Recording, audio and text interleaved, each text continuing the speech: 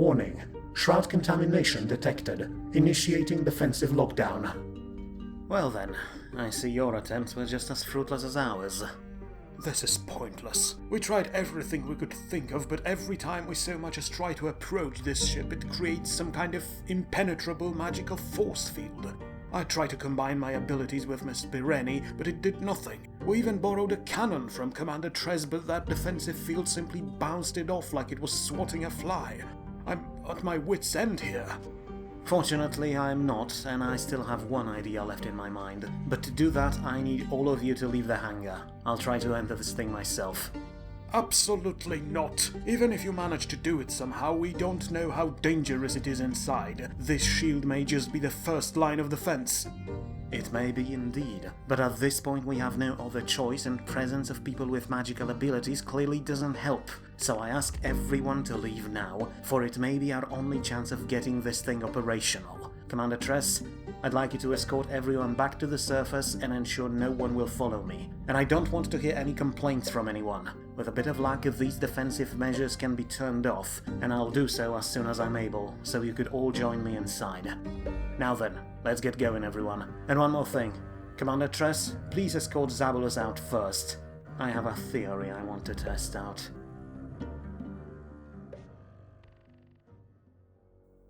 I knew it. I just bloody knew it. Even when Zabulus was gone, the defenses of this ship still held on, which means that both Mr. Storm and Kadaia are also contaminated, as it says.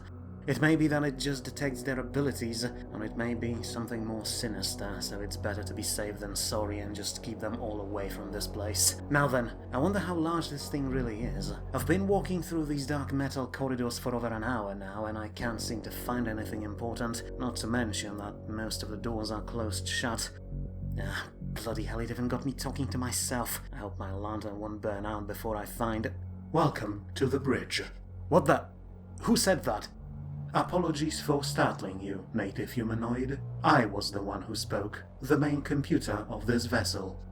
You mean you one of those living machines? Like the one we found in the base of these Commonwealth people? Possibly. I am, however, not living. I am merely a machine programmed with a certain set of parameters designed specifically to ensure preservation of this mission. And what mission is that? To ensure safety of Kadaia 5 experiment and the science team conducting it. However, according to my latest scans, the science team in question is no longer responding. There is no more Commonwealth personnel left on the planet, and the orbital solar lens that kept conditions livable on the surface was destroyed, which means I must proceed with backup operation, evacuation of test subjects themselves, so that work of Bioshock Division won't be lost. I keep forgetting that all of us are just some wicked, insane experiment.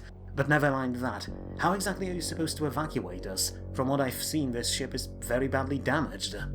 Incorrect. The outer shell indeed suffered significant damage during emergency landing, but that damage can easily be patched up with metal plates. Aside from that, my internal components work with optimal, but not maximum, efficiency. That's good to hear, but I'm actually curious to hear what forced this emergency landing. Solar flare.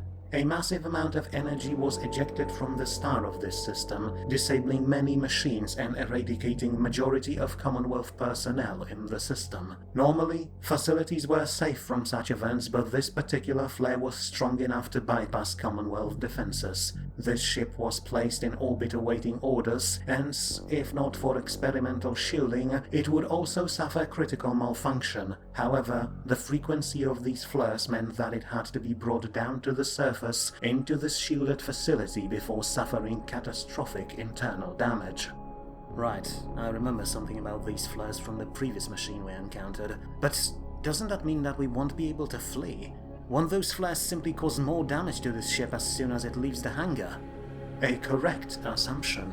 However, the frequency of these events was significantly reduced in the past decade. At this point, last flare happened over a year ago. I calculate that it should be enough for this ship to leave the system as long as it departs within next year. However, I must issue a warning. Without wormhole generator in the system, the journey to nearest safe zone will take a lot more time. I have no idea what that wormhole part is, but that can wait. How long will it take it to reach that safe zone? According to my calculations, with steady acceleration and without encountering any cosmic debris that would force us to alter course, we should reach our destination within next 4,203 years. What? How the hell are we supposed to survive in this ship for so long? Isn't there someplace closer that he could take us to?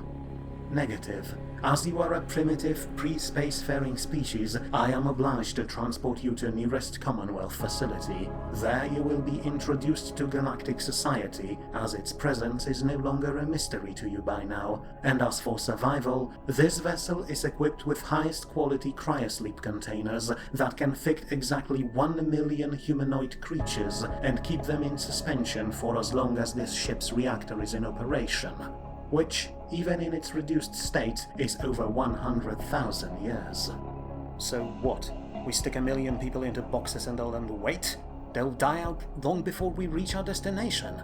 Incorrect. The caskets will put them in a hibernation state. It will be like falling asleep and waking up when the journey is over. Additionally, all bodily needs will be tended to by automated systems.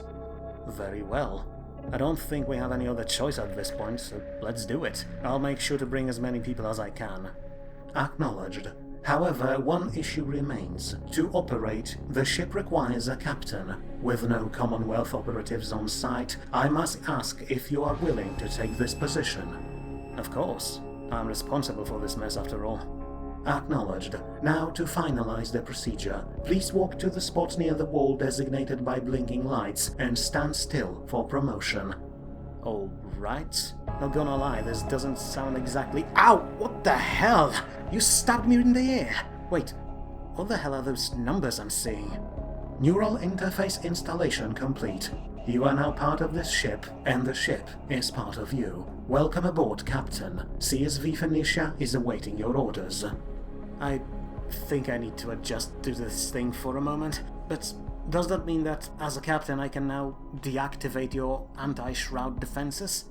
Correct. However, doing so is not recommended and heavily discouraged. I can provide you with an entire databank of information presenting why it is a bad idea. Please take a seat and watch. Lord Arius, finally, I was getting worried about you. You were gone for almost an entire day and— Wait, are you wounded? There's some blood on your neck. It's fine. It was just dark inside and I slipped. Nothing to worry about. I assume everything went peacefully on your end? Yes, though people were asking about you. I also managed to send first few drones back to Medzaka with information about our plan. Hopefully this will work. But as for you, were you able to disable the defenses? No, unfortunately not. Something must be broken on the inside and the machine won't shut the defenses off until we patch up the ship, so we should get back to work. But there's something more, Commander Tress. Something far worse. We can't allow the Shroud to leave. I've seen what it's capable of, and if we take it with us, we'll never find a safe place out there. But we may still save those affected by it, all those with magical abilities granted by this power. We just need to figure out how to do it.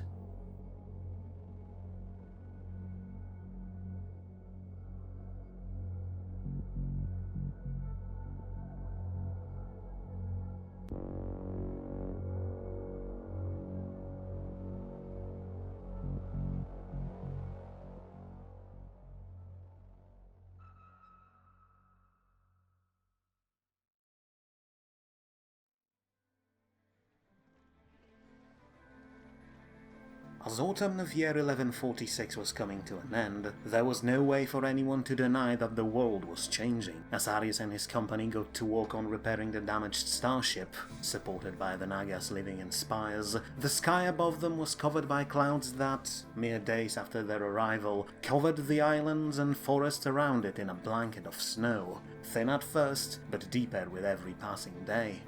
That snow would remain there, for when next spring arrived, temperature was so low that it had no time to melt, but despite this, former Lord of Medzaka and his people worked hard, for they had in their hands the only way of leaving this deadly cold behind. And so, they set off to patch the ship up, hoping that one day it will take them to another, safer world, but as they did so, Prince Arius was busy with other issues as well. The first one was the simple matter of numbers. The expedition reached the ship and could fix it, but even if they did, there were simply too few of them to rebuild civilization at their destination, whatever it might be. If people of this world were to stand any chance of survival in the dark unknown, there had to be more of them, and in order to bring more refugees on board, Arius decided to throw all caution to the wind and asked Tigran Commander Tress to send out a cloud of drones in all directions. They would carry a simple message that would describe Arius' plan of leaving this world behind, and it would be addressed to everyone, no matter their national allegiances. After all, the expedition was no longer part of Medzaka, and so, technically speaking, could be considered a neutral party, but as the drones flew away towards the horizon, no one really expected that things would be easy. If anything, the most common expectation was that people would indeed show up, but not to join the evacuation, but to kill everyone here and take the ship for themselves. And so, as majority of the Nagas walked on the ship, the expedition prepared a defensive perimeter in the woods around the city of Spires to prepare for, as they believed, an inevitable assault. But there was another issue, one known only to a very few people like Lord Arius and Commander Tress, the matter of Zabulus. It was clear that their shadowy companion had some nebulous plan of its own, and so was kept under close watch, but the main source of concern was the effect that it seemed to have on all magic users, including such powerful sorcerers like Mr. Storm and Kadaia Pyre. As Arius noticed, with every passing day they seemed to act less and less like themselves, and they spent a lot of time around Zabulus, distancing themselves from the prince. Until now, there was no way to leave them for long, but thanks to a bit of deception on Arius' side, he and Commander Tress could hide away inside the ship and discuss possible options. The effect Zabulus had on magic users was undeniable, and the creature clearly tried to push its own agenda upon them, but as the prince assumed it was done without sorcerers' consent, they were clearly being manipulated, and so Zabulus, who at this point was nothing more but an avatar of the Shroud, had to be removed, for that was probably the only way to break Arius' companions free of its clutches. Its semi-material form made it possible to attack and potentially kill it, but the creature was clearly suspicious and was always on high alert, which was made a lot easier by the fact it never had to sleep or eat. And so, the prince and his cat-like confidant decided to wait for a proper moment, something that would distract the shadow being long enough for them to pounce on it and destroy it once and for all.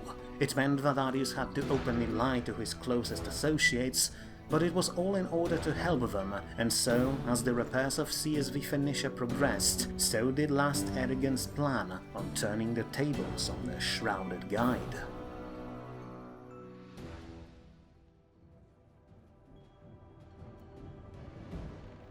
But as former Lord Governor walked to get his people off the Doom World, his successor, and predecessor, Gerstein, continued his plan of saving people of the archipelago by sheltering them inside Caerdon caves. The work on preparing this extensive underground network was not progressing as quickly as Gerstein would have wanted though, for with every month, chaos, discontent and panic spread further and further across the colony, pushing people towards more defeatist and self-centered mindset. Instead of working together to save as many people as possible, people of Medzaka started thinking on a smaller scale, themselves and their families and loved ones. Resources were stolen, ships heading to Caerdon were intercepted and kidnapped, and all across the islands the grip colonial administration had on their people started to slip, leading to more and more anarchy. Apocalyptic cults disrupted evacuation efforts, claiming that the coming cold was a divine power sent to cleanse the world of sinners, and those with pure hearts and minds had nothing to fear. Regular citizens clashed with law enforcement in the streets almost every day, hoping to raid warehouses where materials destined for Caerdon were set up, and in many cases, the law enforcement itself was the one that did the raiding. Families that were picked to move into the caves already were often intercepted, murdered and replaced by imposters, forcing the army and Kedon itself to impose series of strict checkpoints as more and more people tried to make their way underground on their own. Such was the desperation amongst the people that some groups even tried to tunnel their way into Kedon caves from outside, forcing the administration to dispatch raiding parties to shut down illegal mines, and the best way to do it was to not try and dislodge desperate miners, but to simply blow up entrances to their tunnels and leave them stranded in the dark. Within mere few months, all pretenses of civilization and cooperation were thrown out of the window, as the divide between regular people and the government became impossible to fix. What's more, the looming threat of goblin invasion was pushing people into even more desperate acts, for the vast majority of the population was unaware that General Vestrand was walking his way west, causing as much chaos and destruction as possible, hoping to draw the attention of the republics towards him, so that Kedon itself could prepare in peace.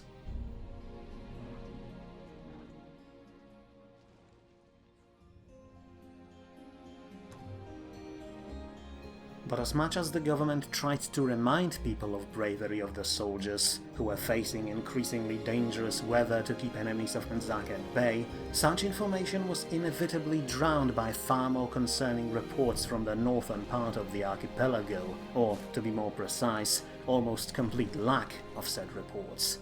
It was as if those areas simply disappeared from the map. Cities like Ermendal, Rithila and Bernoth simply stopped reporting in one day, but their earlier messages left little to the imagination.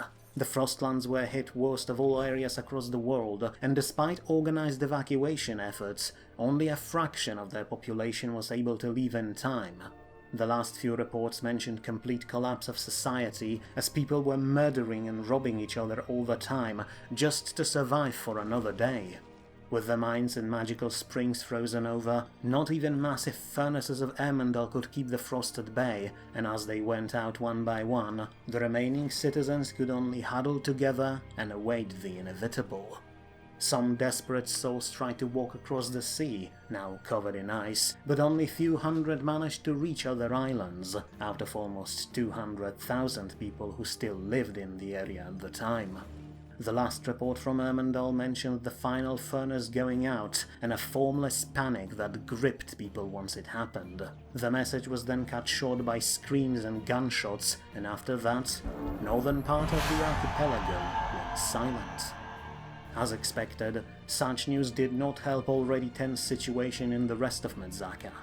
Other cities located in the Frostlands, Surcaris and Fringid, were suffering as well, and as the news of fate of northern settlements reached them, it pushed their population into even greater frenzy. Carts and ships left both towns all the time, but as they did so they had to brave the Frostlands themselves, and while these areas were dangerous before, now they were downright deadly, and even underground volcanic activity that kept areas around Surcaris mostly livable was not enough to stop the cold for long. As caravans left for Menzaka itself, they often vanished in the snowstorms that blew in from the north. Thousands upon thousands of people who tried to make the journey into warmer lands were lost in the white, frozen desert, and only a handful managed to reach Menzaka, where, to their horror, they realized the situation was just as bad and chaotic as the one they just left behind. But for every man who attempted to flee, 100 had no means to do so and could only sit around and wait, or try to acquire means to flee by less than legal ways. But as riots and panic overcame more and more settlements, there was still a ray of hope, in form of Governor Gerstein. His work consumed every waking hour of his life, but despite that he kept addressing the people of Menzaka at least 3 times a day, ensuring that everything would be fine. The artificers, as he said, developed and built some kind of new machine that could be used to save hundreds of people at once and pave a safe way for the others, and these machines would now be sent to both Fringid and Surcaris with supplies to bring back as many people as possible. All the citizens of Menzaka had to do was to hold on. Help was on the way.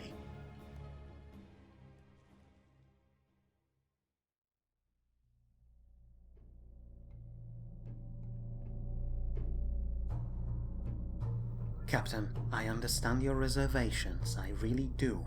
And I do understand why you've done what you did, but by smuggling your family to Kerdon outside of regular transports, you have disrupted entire evacuation plan more than you can even imagine. I know that shipping resources there without being able to bring your loved ones is difficult, but in current situation we must have order. Otherwise everyone will just drop everything and run into the caves, causing panic and chaos. We must make sure our preparations are done calmly and properly if we want to survive down there. So I'm afraid that the punishment for your crime cannot be light. In the name of Medzaka, I confiscate your ship. It will be handed over to a more reasonable captain. Your family will be placed at the very end of the list, and you yourself will be sent to Surkaris to help with evacuation. You will of course be walking under watch of our soldiers, so don't try to flee, or I'll be forced to strike your family from the list altogether. Now, guards, escort this man to the walk camp outside of the walls and attach him to the group that will help evacuate Surkaris. Now then, apologies for making you wait so long, Chief Artificer, but as you can see, the people are getting desperate as the weather worsens, and I have to deal with situations like that almost all the time. No wonder, sir. Last winter showed that things are not going well, but I'm afraid I don't bring news that will make anything better. If anything, sharing this may cause even more panic. Here is a report from our teams in Kerdon, working on adapting the caves for refugees. Let me see. Wait, just 300,000 places. The city of Medzaka itself is almost a third of that number, and the colony itself is around 1 million. And we're one of the smallest nations in the world. Indeed, sir. I'm afraid your plans of evacuating as many people as possible, including ones from other nations, may need some readjustments. But why? I've been repeatedly told that the size of these caves is enough to fit a lot more people. And that is true. However, fitting them there and actually feeding them once they're locked out from the outside world are completely different things. There are some portions of caves that can be used for some limited agriculture, like growing edible fungus or lichen, but there's simply not enough of those areas to feed all people you wanted to bring down there. As much as we can warm these caves, without sun we won't be able to create any decent agriculture, and if we bring too many refugees they will either starve or end up fighting over food. I don't think we want any of these options to happen. Of course not, but there must be some way. Maybe we could create underground lakes and fill them with fish, or maybe... Sir, with all due respect, we thought of such options, and those that were viable were already implemented. These estimates were made after everything was taken into account, and if I have to be honest, even they are a bit too optimistic. Ideally, we should not go above 250,000 people if we want to ensure stability down there. So you're willing to sacrifice tens of thousands of people just to ensure things will be calm down there? Don't you, sir? I thought you said you wanted to build some kind of new order down there. But you're going to need an army for that, and that will cause even more problems. Soldiers are not very useful in situations like that. If they are to keep everyone in line, they will have to commit fully to their jobs, which means they will have to be fed and tended to by other people. You can't expect the guards and soldiers to grow their own mushrooms and patrol the caves at the same time. I know, but I really hoped we could save more people. So did we, so did everyone. But reality has this tendency of putting dents in even the best plans, so I'm afraid we have to adapt. And that is why I'm here.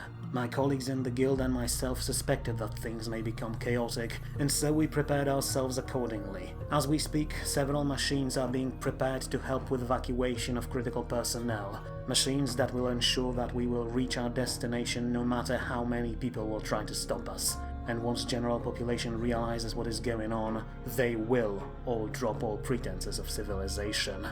It will be chaos and everyone will be acting only in their own interest, and so it is up to us to ensure the most important and valuable people are evacuated with us in these machines. Here's the list. I would advise to recall these people immediately so that we can leave within next month, and even then it may be very difficult to actually keep this information away from the public. But this list is massive. It's almost 50,000 people. You want me to not only flee this place and abandon my people, but to also steal any hope from tens of thousands of them?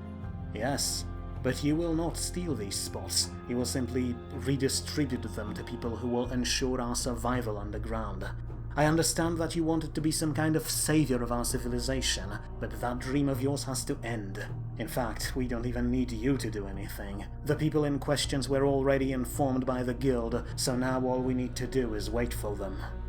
And what about others? How do we bring these news to them? It'll cause nothing but panic and chaos. Then we don't say anything. They will know what is happening once we leave without a word. Now please, prepare yourself for the journey. I'll send some of my golem operators to help you bring your belongings and important documents into the hangar. No, I won't sneak away like a thief in the night. At the very least, I'll address the people one last time before we leave. And I will speak fondly of you at your funeral, sir.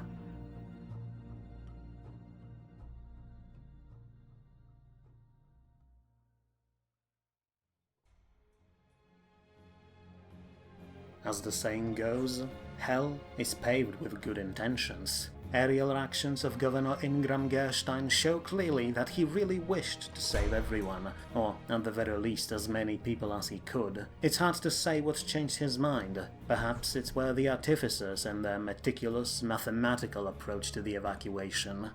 Perhaps it were his political advisors who wished to remain in power. Perhaps he understood the truth by himself, truth that, no matter how hard he tried, saving everyone was never an option. But regardless of the reasons, as year 1146 came to an end, Governor Gerstein, in the middle of a freezing blizzard, addressed his people on the main square of Medzaka and told them the truth. There was no space for everyone in Kerdon, and only those whose usefulness to long-term survival was undeniable would be guaranteed a spot on the ground. The rest of the citizens would have to participate in a lottery and hope for the best. As he said so, the governor looked like a broken elf, apologizing to his people all the time, but it was not enough. Upon hearing these news, the crowd that gathered in the frozen streets erupted with fury, as everyone realized that their chances of survival were now nearly non-existent. The guards did their best to disperse them, but people of Medzaka were beyond caring now, as they had nothing left to lose. The mob simply assaulted the scene and torn Ingram Gerstein apart with their bare hands, and most of his guards shared the same fate. Then, the crowd rushed outside of the walls, for it was there where Artificer's machines were waiting for critical refugees. And these devices were perhaps the only things that could survive Journey South in current conditions. 3 land ships, as they were called, were the size of several buildings and capable of moving on both land and sea, crushing any obstacle in front of them without slowing down, and capable of rolling over snow dunes like seafaring ships rolling on waves. Powered by most powerful engines ever made, and with enough space for hundreds of people, these 3 dreadnoughts were the last salvation for the people of Medzaka, and the mob knew it, and rushed them without any care for their own safety. The head artificer, his voice amplified by magical speakers and transmitted by dozens of drones, ordered everyone to return to their homes, but at this point the panic that gripped the people was too much, and his words were left unanswered. The crowd saw the way to safety, and nothing could convince them to stop now, nothing except violence.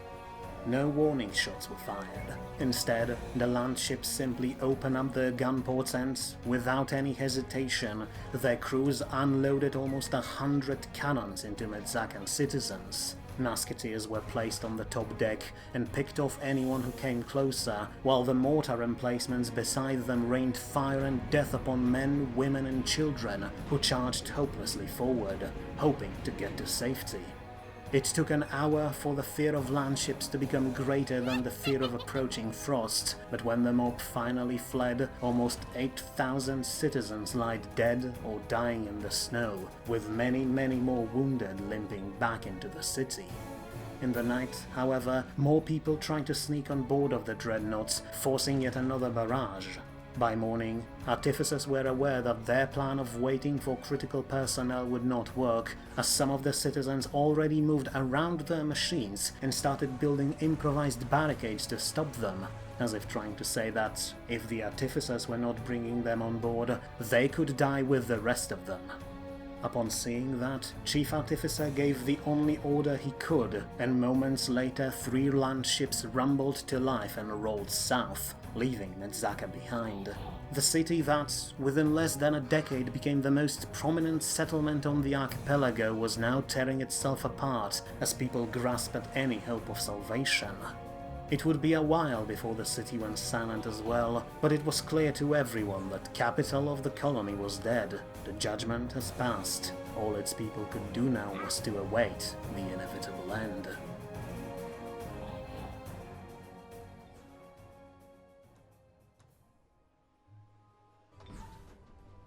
As leaders of Medzaka, what little was left of them, and citizens moved towards Kerdon, or at least tried to, one group moved with determination away from it. That group was army of General Brimir Vestrand who, after receiving news from home about Gerstein's death, decided that his last orders still stood, and that he and his troops were to continue their attack into heartlands of goblin colonies to ensure attention of their enemies would be directed there instead of the underground city. But what Vestrand did not tell his men was that after remnants of Medzakan Council fled on the land ships, they ordered him to fall back to the caves as well, so that the army could be used to keep order, even though defenders of the cave system were already quite numerous. Dwarven officer, however, had other plans and kept moving west. He omitted the orders completely, but few days after news from Medzaka arrived, he gathered his troops and told them what they all pretty much expected by now, that their mission of striking at Goblin capital was, in all probabilities, going to end in their deaths.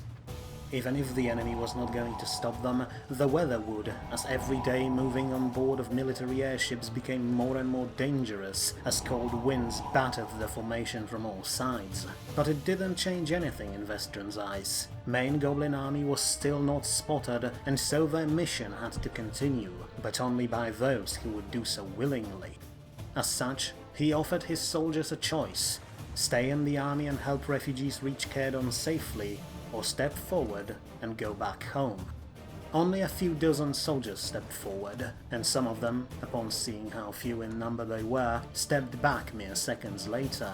But some, about 40, were set in their decision, and after the next settlement was captured, they were loaded onto a commandeered ship and sailed back home, though out of these 40 men, only about 10 made it back to Kerdon. The rest of the army continued on though, but at this point their operations had very little to do with actual military strategies. Medzakan airships continued west, battered by winds and snowstorms, and descended upon any goblin settlement like raiders of old, pillaging and plundering everything they could find. For at this point, they could no longer count on any supplies from home. Over the course of next months, Colonial Army turned from a well-organized and disciplined fighting force into a pack of heavily armed vultures, capable of sustaining itself only by pushing deeper and deeper into hostile territory and stealing everything that wasn't nailed down. And even that was not enough, for as the army kept its offensive, its soldiers realized that the goblins fared just as poorly as Medzakans did. The settlements Vestrand and his men encountered were poor and chaotic, suffering from starvation and collapse of the governments as, according to the rumors, Goblin leader, Professor Plogvisher, disappeared somewhere with his army and left the entire nation behind. Within few months, Republican holdings fell apart, with every city becoming practically its own state, but these states were most certainly not self-sufficient. Starvation was a common sight, and Vestrand's raiders certainly did not help with that, but at the same time, it was clear that goblin colonies were already dying, and by pillaging precious few supplies they still had left, Medzakan army simply sped this process along. A handful of soldiers and warriors tried to oppose Brimir's force, but such ragtag militias had no hopes of stopping his army. One by one, goblin settlements fell to Medzakans who, after few days of plundering, moved along, leaving their victims to die out of starvation or exposure. Finally, months later, together with the fleet, the army reached the goblin capital, expecting a climactic battle with its defenders. What they saw, though, was a sight of chaos and death. The city, just like Medzaka, was tearing itself to pieces in wake of its leaders simply vanishing and leaving their people behind. The precious few farms and fishing boats that could still walk in the cold could not supply the population with enough food, and so the outskirts were full of shallow graves full of corpses, and, as some noticed, many of said corpses were dug up, and their meat was cut away from the bones. Inside the walls, groups of citizens fought for survival against each other, stealing precious bits of food and shelter from their former neighbors. A group of doctors, trained in best medical academies back on the continent, locked themselves in one of the districts and desperately tried to keep the peace, but as the food ran out, they too joined the infighting. By the time Menzakans arrived, the city could not defend itself at all, and so Brimir and his soldiers simply rampaged through its streets, killing everyone in their way and stealing everything they could. At this point, they were not an army. They degraded into a malnourished, crazy-eyed group of raiders that showed no mercy to anyone in their path. But at the same time, even though they took everything of any value from the city, they all knew that they were at the end of the line. Their airships were falling apart, and so did the ships of the naval fleet. Their soldiers and sailors were starving, and in the cold weather they could neither forage nor loot any more resources.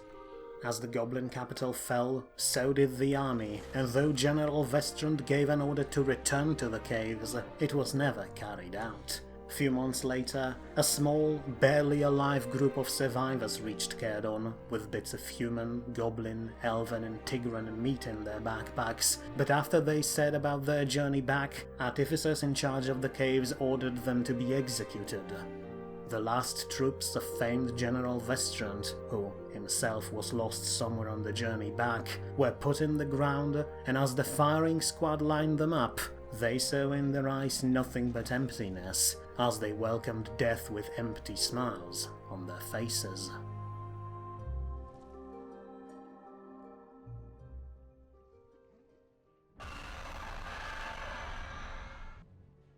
But as the defenders of Cairn had to deal with more and more of such situations in which they had to shoot their own people, Arius and his company kept working hard to save whoever they could. Their ambitions, however, just like ones of Governor Gerstein, were cut short, for instead of waves of refugees Arius expected, he welcomed only one convoy of them, about 100 ships, carrying around 20,000 Tigrans from Kuzane and Sidiu.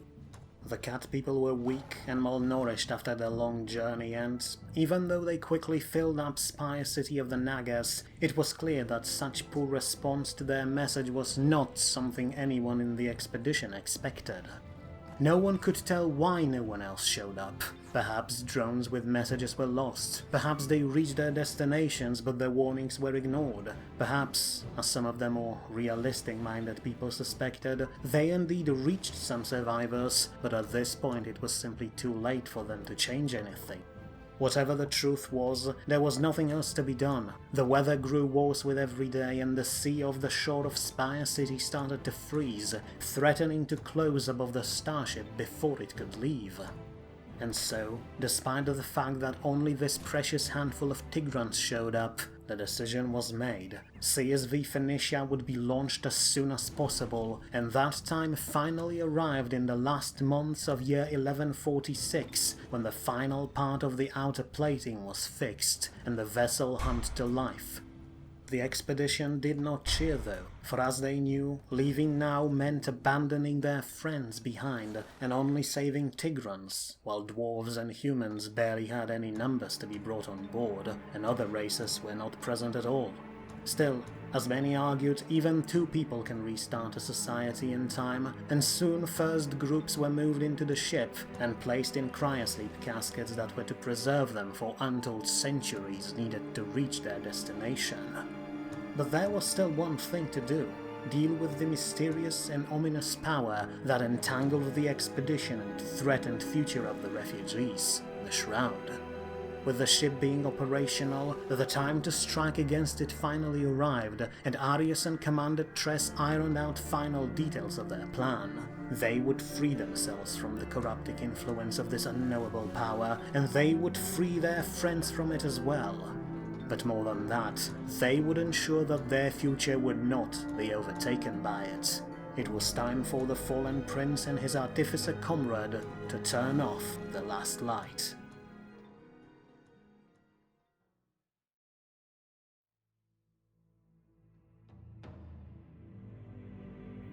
And there it finally is. The last patch of the hull fixed and sealed properly. Can't believe we managed to do it without being assaulted by someone. Though, with the weather outside, it's not a surprise. We're almost done here, Commander Tress. All we need to do now is to follow our plan. And I already sent for Zabalus, so I hope you and your men are ready. They are. I placed them in those spots we agreed on, just like you asked. Good. But remember that our first and main focus is Zabalus itself. If we take it down, we may be able to free Kadaia and Mr. Storm from its influence. Understood. But there is another thing that bothers me. The fact that only my people showed up. We have enough Tiharans to survive and rebuild our society somewhere else, but you only have a few hundred people, and you said yourself that it won't be enough. So are you alright to just leave like that without rescuing more of your own? There's not much we can do now. We sent your drones with messages in all directions, and because we needed everyone here to repair the ship and protect the site, we had no other option. Your people clearly received it, but others, well, they probably got the message as well, but I think they just decided it was some fabrication or, worse, ramblings of a madman. If today goes well, then we can probably wait around for a month or two, but with the state of the weather out there, I doubt anyone will arrive. At the very least, I managed to help your people, and that is enough for me. Yes, that is the second time we are in debt to you, so... Oh, here they are. But wasn't Zabalus supposed to be alone? It was. The Shroud must be suspecting something, but we planned for this. Stick to the plan, and we'll be fine. We just need to wait for the right moment to distract it. Now, welcome, everyone. Mr. Storm, Kadaia, Zabalus. As you can see, our Naga friends just finished final repairs, which means that the ship is good to go, and its internal and external defenses are deactivated. We can now go to the bridge. Good. Finally, we will be able to leave this wretched backwater and free ourselves from its confines. Lead on. Of course, but if you don't mind me saying, I'd like for Kadaia and Mr. Storm to go outside and start organizing refugees. We may not have a lot of time to get everyone inside and into these sleep caskets. Not gonna happen, Arius. I've been waiting to see the inside of this thing for as long as I've been here. The refugees can wait for another hour. Agreed. Besides, now that this machine is operational, it may pose some unique dangers, and it is my duty to keep you safe from them. Very well then. Commander Tress, in that case I'd like you to join us as well. Now, let's go to the bridge and show everyone how amazing this thing is.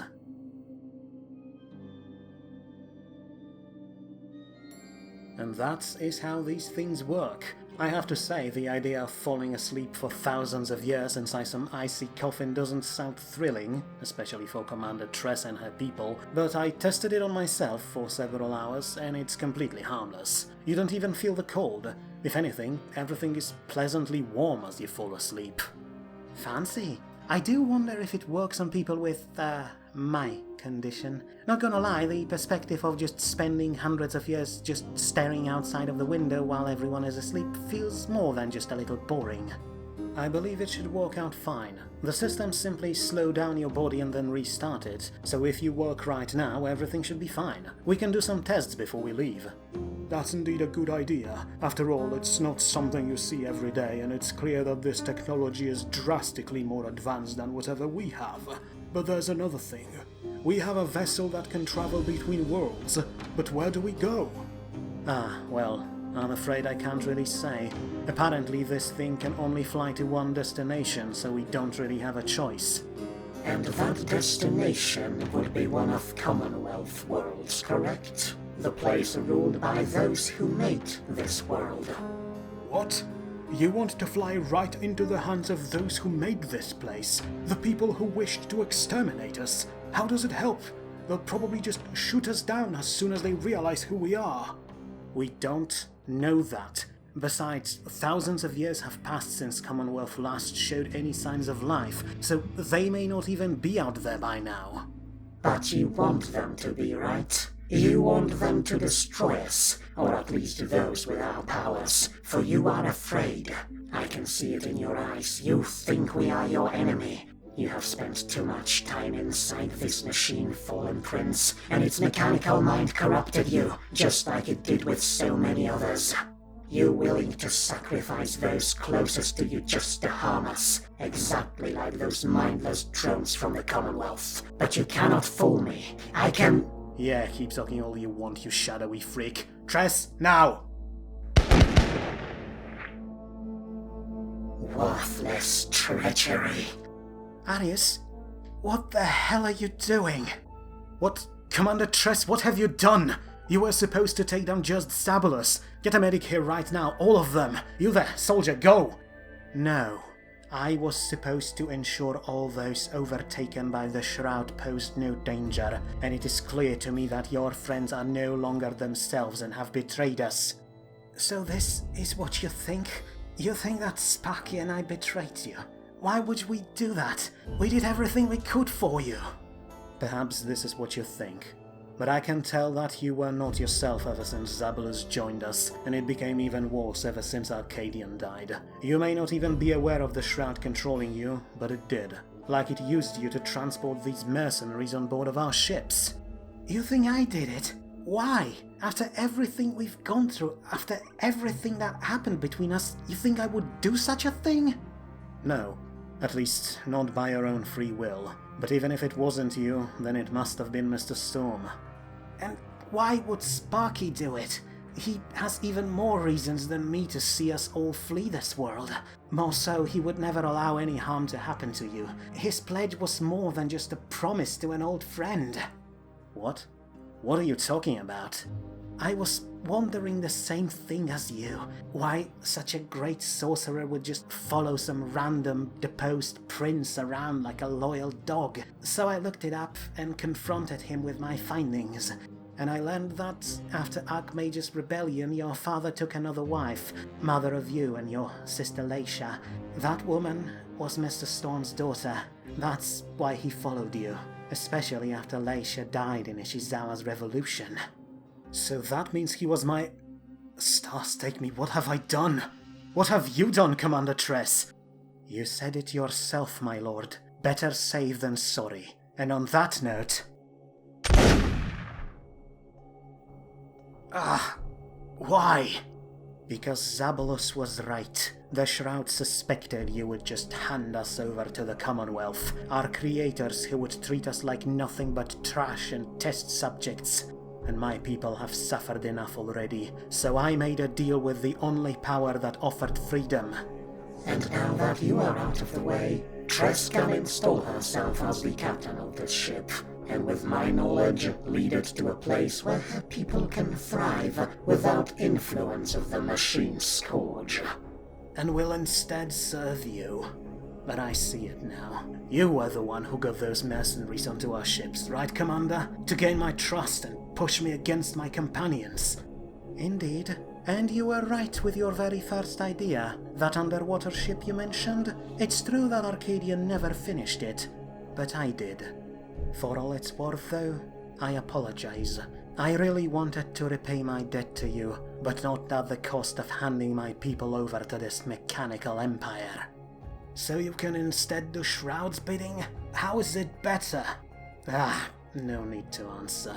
You probably are the only one truly corrupted here, but you forget about one thing. This ship still has anti-Shroud defenses. No, it doesn't. I dismantled them, at least once in this room and in the main corridor last week. I wouldn't commit to this plan without preparation, not when my people are at stake. I see. But I've been betrayed so many times in my life that I started to pick some things up. And I still have something up my sleeve, something that I never expected to use. But now I see that I have no other choice. Mr. Storm, Kadaia, I'm sorry. Don't worry about it. Do it. I'll be waiting for you under a different star. Yes, I'm looking forward to it. Now then, I will not let you and this thing that causes people to turn on themselves leave this place, no matter what. The bullet might have not been enough, but this will be. CSV Phoenicia, this is the captain speaking. Shroud infestation reached irrecoverable levels. Initiate purge. What the? What is this? Shoot him! Shoot him before it's due! Acknowledged. Reactor detonation in 3, 2, 1.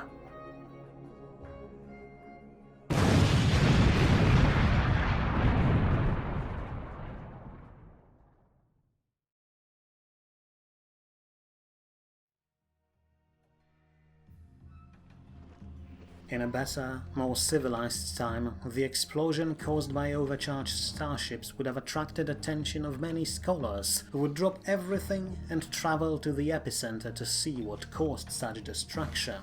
But in these last days of the world, when ice and snow were primary concerns of everyone alive, it wasn't even noticed, for, at the time, there was no soul left alive for hundreds of kilometers. The only thing some of the more distant communities noticed was an oddly shaped cloud that appeared in the sky for a few hours, followed by a massive wave that crashed into neighboring islands several hours later. But to the rest of Dying World it meant nothing, and so the last survivors paid no attention to this bizarre event. No one knew what it was and no one cared, but in this explosion disappeared the last chance of leaving this freezing world behind, and the people who worked tirelessly to achieve it. The ball of fire that erupted from the vessel consumed all, Prince Arius Erigen, last of his line, and burned away Mr. Storm, betrayed by his kin in last moments of his life. The flames melted Kadaia Pyre, whose undead body could withstand much punishment, but could not hope to survive an explosion that was like creation of a small sun. They turned Tress Hackrench, the ambitious Tigran artificer, and all of her people to dust. Within a second, entire expedition ceased to exist, leaving behind nothing but a crater that quickly filled with cold seawater. The spire city of Nagas and the rest of their island disappeared in the inferno as well, ending existence of yet another race, something that, in this dark and cold time, seemed to happen every day. Perhaps the flames consumed Zabulus as well. Its body vanished in the blaze alongside everyone else, but all that might as well not have happened, for the world at large paid no attention to it. Focused on their own problems, people of Kadaia 5 desperately clinged to life, but with every passing day lights of civilization faded and then went dark one by one. News from other continents stopped arriving, but a handful of ships that survived the journey across the freezing ocean brought stories of death and destruction on unimaginable scale. The Industrial Revolution that brought demographic explosion with it was now to blame for millions upon millions of starving people who could build fancy machines but could not feed themselves in eternal winter. On the archipelago itself, things were just as bad, as city after city were gripped by panic and chaos as people tried to find any way of saving themselves. Survival was soon reduced to its most primal form, from day to day, hour to hour.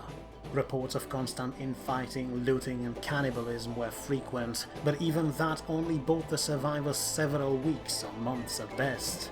And yet, despite all the death, some places tried to keep the light of civilization going, though they had their own ways of doing it. In Medzaka, a group of city watchmen managed to secure one of the forge districts and now used it as a base for anyone who was still alive. With factory engines providing them with heat, they subsisted on fish caught in the bay, but eventually the ice closed over it, signing their fate. In Fringid, a weird, apocalyptic cult of winter somehow managed to survive for months upon months, despite the fact that the temperature in their area dropped to levels never recorded before. Huddled in their docks, near a massive steam tower that once powered the shipyard, the cultists welcomed the purifying frost, which they believed was a divine power in itself, sent to cleanse the world of sinners. Were they spared by it, or did they froze as well? We'll never know, but at least they were the one community that welcomed the arrival of eternal winter with smiles on their frost-bitten faces. In the south, Draconian people of clans Yadra and Carthema, the last remaining ones, abandoned their cities and gathered themselves near the greatest volcano on their island. With some of Medzakan advisors and overseers with them, they tried to harness the heat of these fiery mountains in order to preserve themselves, but no one can tell if they managed to do it before the ice and snow clogged their volcanoes from above.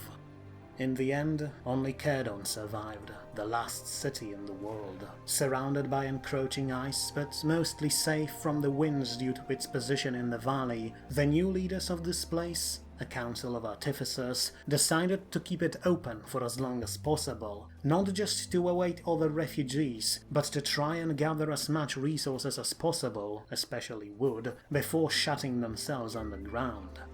The landships that carried them there now rolled around, transporting woodcutter crews across the snowbanks, while in the city itself refugees were processed and sent into the caves, for a while.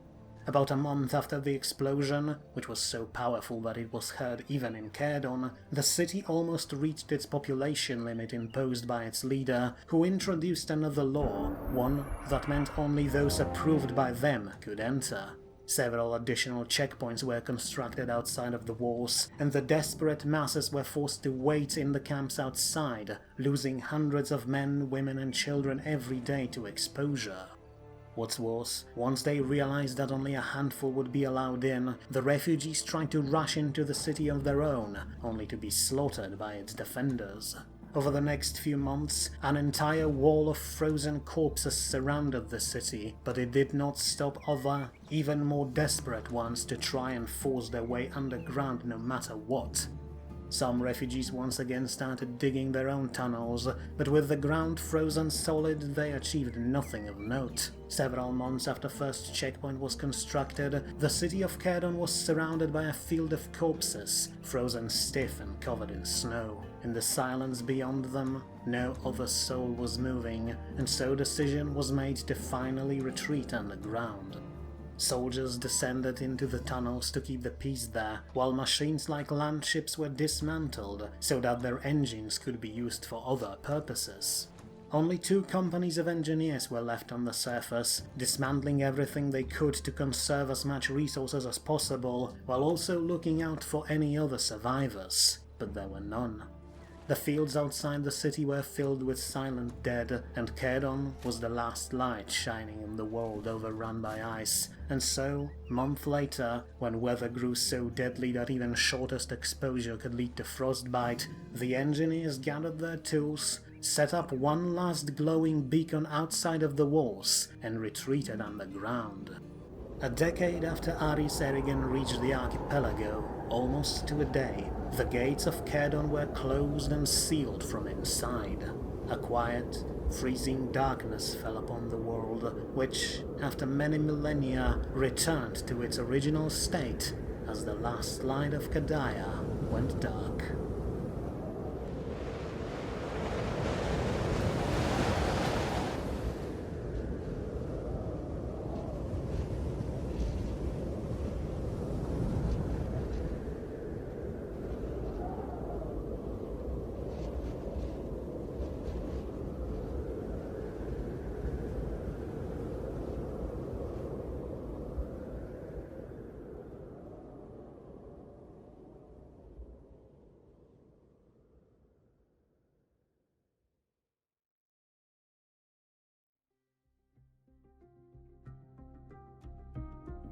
That was a weird story, Mr. Teacher. Yeah, and it was all kinds of messy. Did all that really happen, or is it just some tale someone made up? Oh, it happened alright, kids. You can trust me on that one. Sure, there certainly are some embellishments here and there to fill some of the slower moments, but I can assure you, all of that happened. Even the romance between the prince and the dead lady? Especially the romance. You should have seen it, though perhaps it's best that you never heard it. So there really was a world up there. One with a sky and grass and trees and stars and all those people living among them. That feels unnatural, but amazing. Don't buy it so eagerly, there are things that don't make sense here. Like, for example, how did those information about the prince's expedition reach us here in Kerdon? You said not one person came back from that journey. No, kid, I said that no living person came back from that journey. But that's enough of that. If you don't believe it, then that is your right. And who knows, maybe it didn't happen after all. It's been almost a millennium since the gates were closed above us, so there's no way to know for sure. But I still wanted to share it before I'll go. Do you really need to leave, Mr. Manuel? Aye, that I do. Lord Artificer said that he needs all able-bodied men to expand into another cave. I'm not sure how able-bodied I am, but I think I can still be of some use. Now kids, don't give me those faces, I'm not leaving forever. Now then, Consider this book a gift from me and run along. Took a while to read through all this, so your parents are probably worried about you. So go on, run, and don't worry. I'll see you in the next one.